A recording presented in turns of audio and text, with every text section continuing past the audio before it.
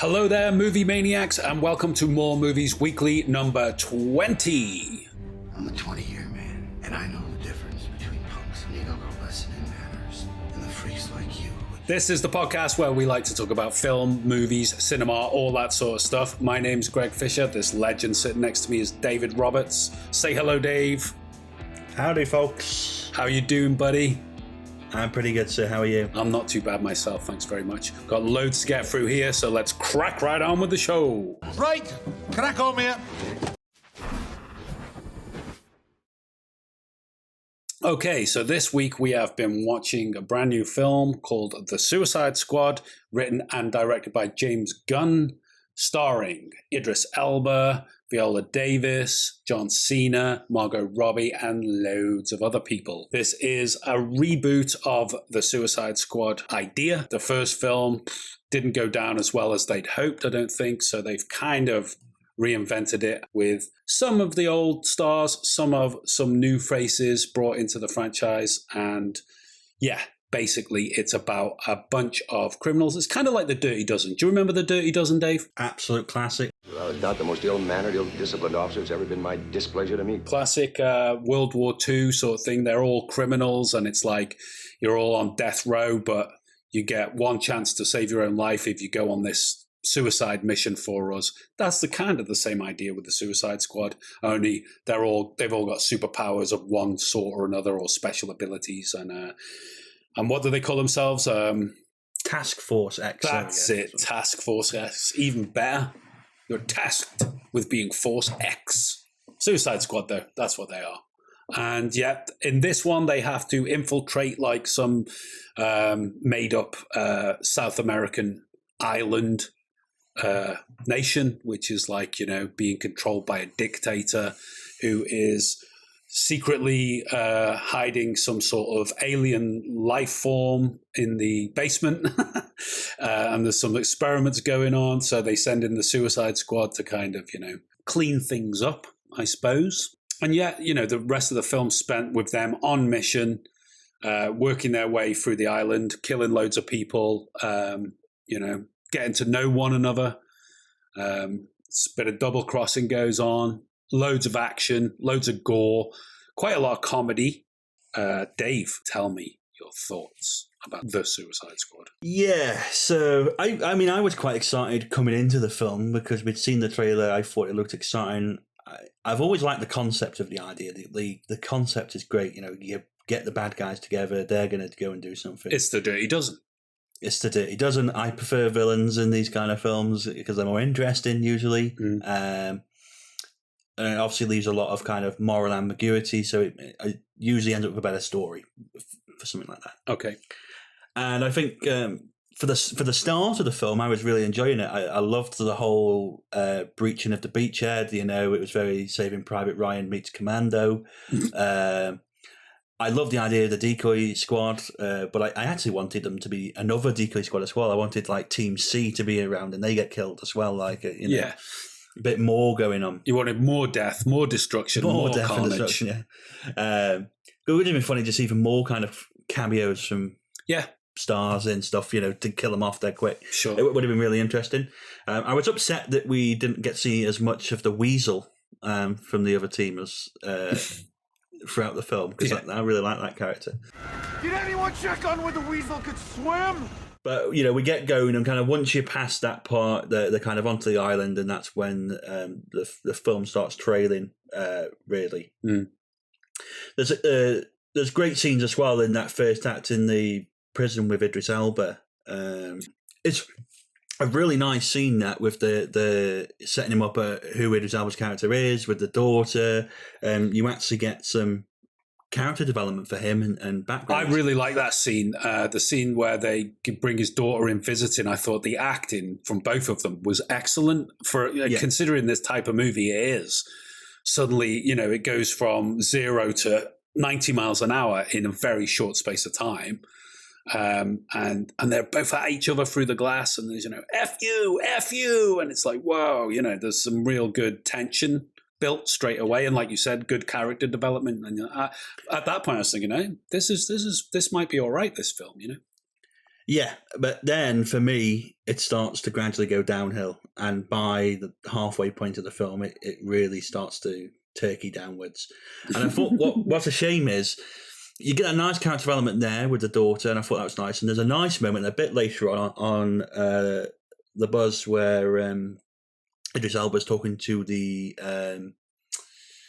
rat catching woman. Yeah, rat catcher, that's her name. Rat catcher. Mm-hmm. And that's a really nice moment, and I like how they did the effect on the I liked her character as well. Yeah, that was a great scene, wasn't it? Where she was explaining her past and her dad bringing her up with, and it reflected it in the window. Really nice technique, but it felt to me like they're the only two moments in the film I understood really any of the characters, and that's what hurt it a bit. I think that they were very caricature characters, which in some ways works, but in others I was like, well, what's the real? I don't really know anything about them. Well, the thing is, we did find out a little bit about him. We found out a little bit about Ratcatcher. We obviously got to know Idris Elba's backstory to some degree.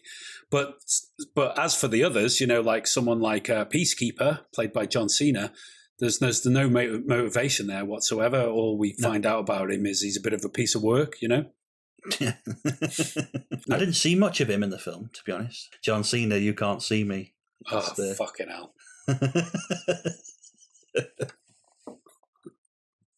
I just went right over my head. That's your wrestling bullshit coming in again. That's fine. I thought Idris Elba was excellent in this film. I really enjoyed his performance. I thought he was just note perfect in it, where it was a kind of, he's constantly rolling his eyes at the ridiculousness of his own situation, the character now. Yeah. But that kind of reflects in a sense that, that's the type of movie it is. Like you said about the weasel and that, and he's licking the glass in the prison, and the way he just looks at him, just like, oh, God. Yeah, I think he was superb and really the star of the show. And myself, not a fan of Margot Robbie as Harley Quinn. Okay. I love Margot Robbie as an actress, but I think her performance as Harley Quinn in all of it now, I mean, what's Birds of Prey and the original Suicide Squad, it doesn't work for me. I don't know what, it just feels wrong. A bit too much, maybe? A bit too goofy? It doesn't seem like... For me, watching the cartoons growing up, where she's obviously prolifically in them, and it's a bit more kind of aggressive and maniacal, like the Joker, and it feels more of a threat. And here, it just seems like some 4-year-old skipping across the playground singing nursery rhymes, and it feels tonally out for me. I found John Cena was funny to begin with for me. And he plays the role well. It just as a character became a bit grating later on for me. When they go into that village to rescue Colonel Rick Flag from the, from being captured, and they're having like a competition about who can do the most creative kills in a way, and that was quite entertaining, quite a funny scene. And that for me is kind of the turning point of the film. That's the point in the film where I really enjoyed that scene. Yeah, and then after that. That's when for me it was like, okay, this is starting to go downhill for me. I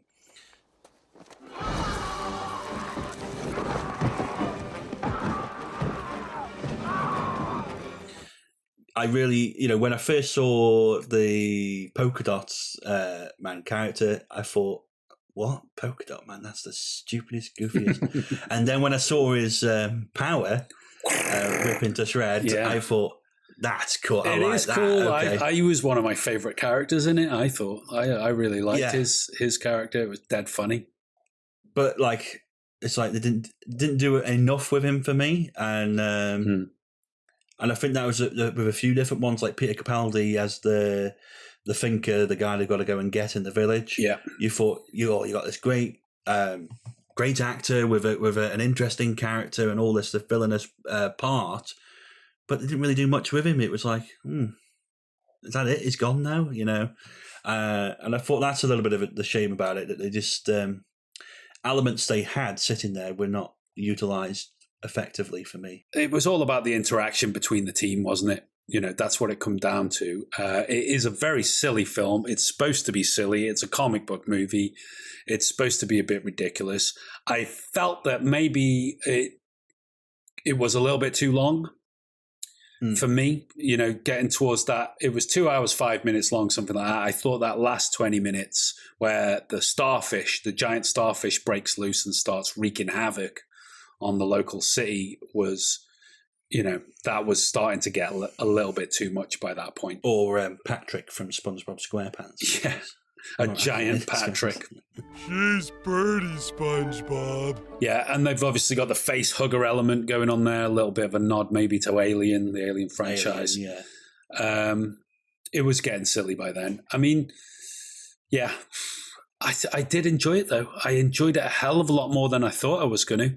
You said you thought some of the CGI was dodgy. Yeah, because I mean, this is the same trap that Zack Snyder's Justice League fell into for me, where there's a lot of CGI has to go into something like this. So they've obviously spent a lot of money on the starfish and the shark and certain bits which look fantastic, and especially the gore parts. They did exactly what you needed to do.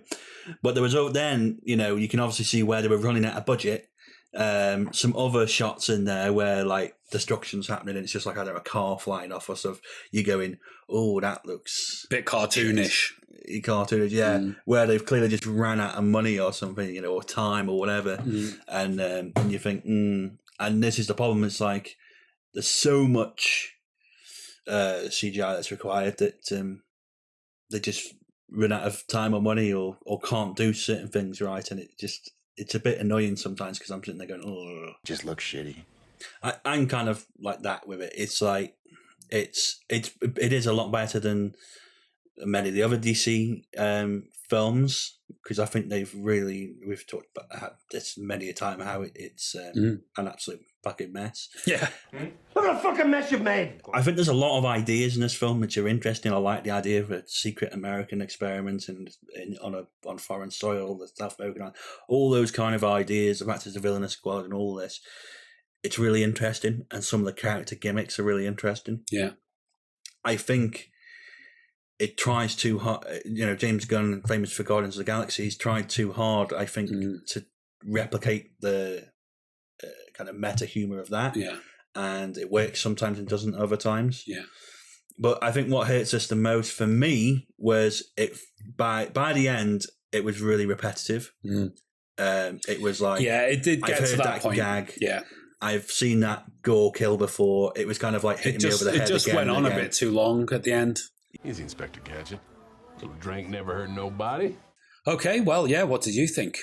Do you like the Suicide Squad? Have you seen it? Let us know your thoughts in the comments. We'd be interested to hear what you thought about this particular film in the DC Universe franchise. So, I think thumbs up from me and a bit of a level 1 from Dave. So, in other movie news, there's been a deal struck with Matt Stone and Trey Parker. They've signed a deal with ViacomCBS. Of course, they are most famous for creating and producing the South Park series over the years. They've signed a $900 million deal, which is a staggering amount of money. Basically guaranteeing they're going to make 6 more seasons of South Park, which is kind of by the by. But they've also included in that deal 14 films. Gosh, that's 4 more than Tarantino said he'd ever make in his whole career. Exactly, yeah. I mean, I'm assuming they won't head them all. They'll just be like producers on them or something like that. Maybe write some of them, produce some of them. Write the theme tune, sing the theme tune. So they want me to star in it, write the theme tune, sing the theme tune. Yeah. But what these films are is unknown at this moment. I mean, I'm assuming there'll probably be a couple of South Park films in there, but I'm assuming they're not all South Park. No. Well, they've done Team America. They did Basketball. They've done a few different things over the years. I'd like to see another Team America film. That would be great. I really love Team America. Yeah, it's great something fun. In that vein, some kind of satire, puppetry or animation kind of thing of real events. That would be really funny. Yeah. Interesting. It's a lot of money being thrown down. It is. I haven't watched any South Park probably for 10 years or something. Didn't even realise it was still going. I mean, it is funny. The South Park movie was great. It's classic, Shut your fucking face, Uncle Fucker. You're a cocksucking ass licking Uncle Fucker. It is rinse and repeat, isn't it? They've been doing it for a long time now. South Park's been going a hell of a long time. But 900 million, just sign on the line, take the money. If you never get through all the films and you croak it beforehand, don't worry about it. Yeah, a lot of money. Interesting to see what comes out of it, what the 14 films will become. So yeah, absolutely. It's one to keep an eye on. Definitely. Very cool stuff.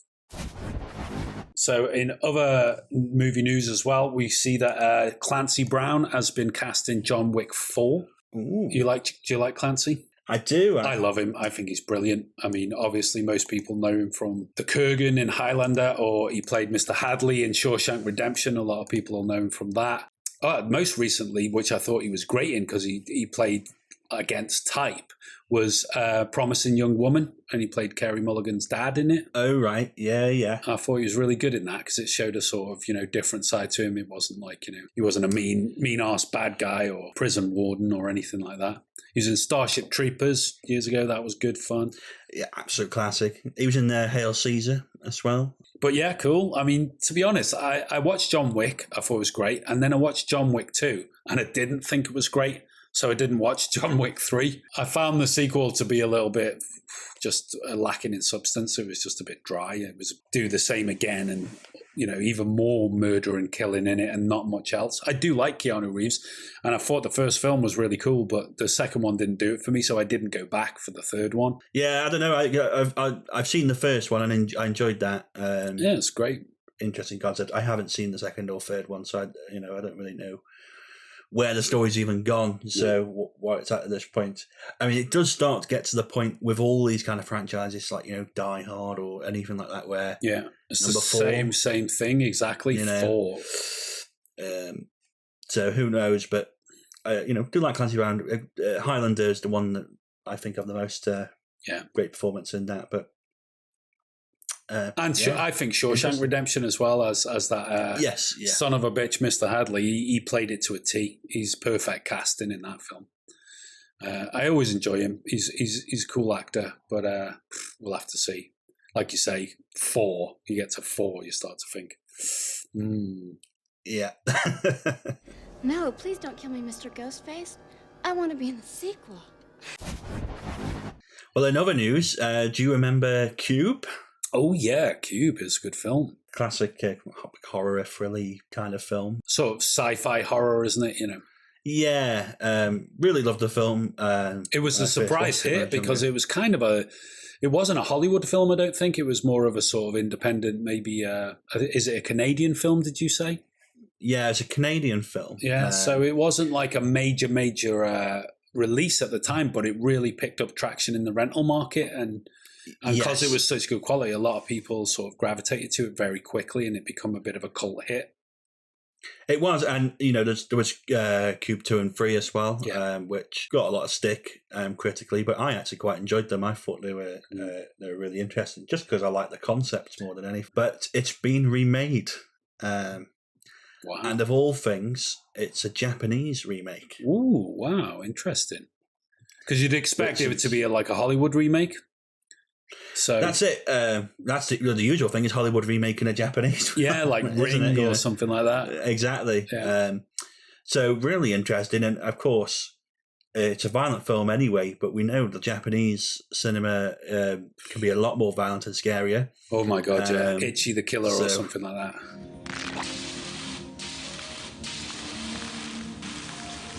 What are they going to do with something like Cube? It's going to be very interesting. Well, one of my favourite sort of futuristic sort of dystopian kind of films is Battle Royale, which is a Japanese film and an absolute classic. It's one of my all-time favourite films. So if it tonally is anything like that, great stuff. I'll give it a watch. Well, in other news, talking of not so much remakes but sequels, Zach Galligan, who starred in Gremlins and Gremlins 2, has confirmed that there will be a Gremlins 3 after all these years. So after all these years. First Gremlins film, I think, was 1986. Then they did a sequel in 1990. Didn't do quite as well. A little bit like Ghostbusters, they did a sequel, but it wasn't quite as good. Didn't do as well. So then they just left it, a la Ghostbusters. But now, all these years later, he has said that they're definitely going to do a Gremlins 3, and he will be in it. So yeah, there's been talk about it for a few years, but it's always that one, you kind of go, yeah, they say that, But looking it up, it seems there was another interview last year as well with Chris Columbus where he said, yeah, they're doing it, and they're not going to use CGI, they're going to use puppets, the original puppets, animatronics, which is really cool. And yeah, it seems interesting because I think that's one they can carry on with because, I mean, it's an interesting story. It's based around the puppets and the creatures more than anything else. So I think it is something, if done right, they could actually do a really good job with. You could really explore, something to do with stopping the gremlin problem, Yeah, well, just kill Gizmo. Yeah, that's the solution. But no one wants to kill Gizmo because he's so cute and lovely. He's so cute. He's so adorable. And that was the sort of appeal with it, wasn't it? That it was this duality thing going on where you've got small, cute and cuddly turns into small, vicious, ugly and homicidal. I mean, to be honest, though, after, like we've just said, if we got to Gremlins 4 and then Gremlins 5, Gremlins in space, it's too much. Give them one more crack at the whip. But again, like we said a million times, we're repeating ourselves over and over. Get some fresh ideas, Hollywood. Because when they do, the films are better.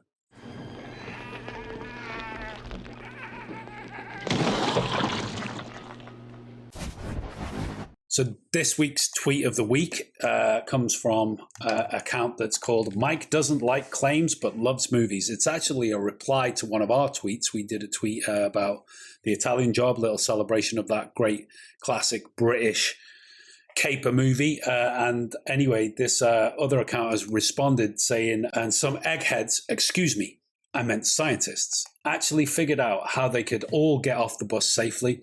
And it's a link to this Reuters article where, as he says, some boffins have actually figured out how they would have been able to get off the bus with all the gold safely, scientifically. It's quite a good little read. I thought it was quite a funny little addendum to that whole Italian Job thing.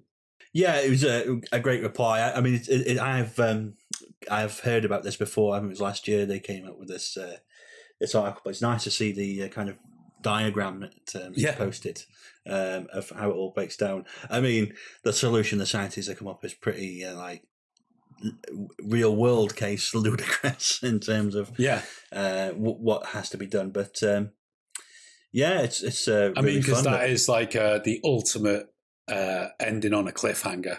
It is literally. It is. It is probably the most famous sort of instance of that. So, hang on a minute, lads.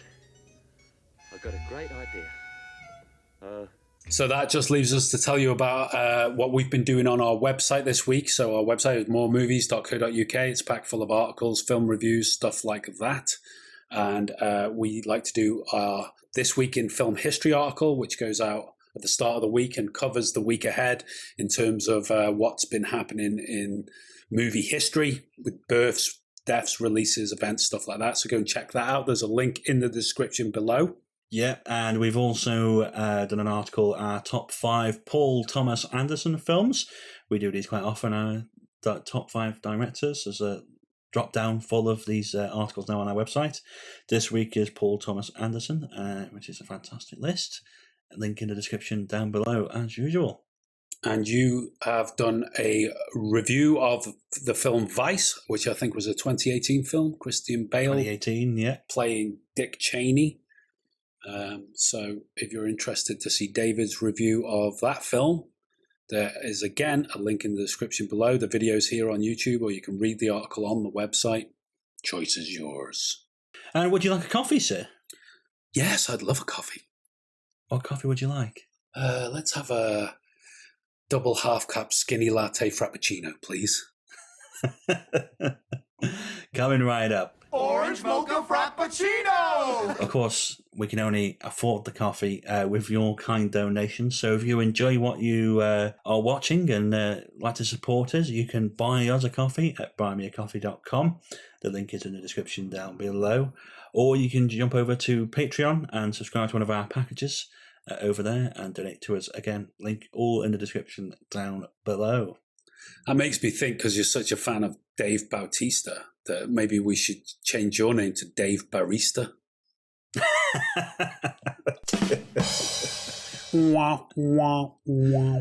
Yeah, so also come and join us on social media. So, Twitter, Instagram, TikTok, Facebook, at More Movies For You across the board, where you can see silly things like the movie of the day.